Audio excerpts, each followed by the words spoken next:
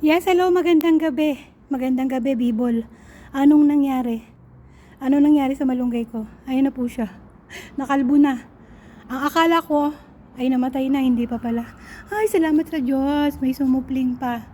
Akala ko talaga ay nawala na siya. 5 taon ko na siyang kasama. Tapos ayan. Ganun. Sumusupling na. Salamat naman. Oy, eto yun Ayun pa. Akala ko talaga kasi wala na kami dito.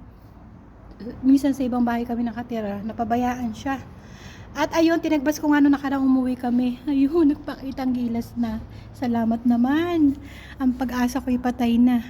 Nabuhayan muli ako ng Kasi sayang talaga siya. Sayang, as in, ayan na.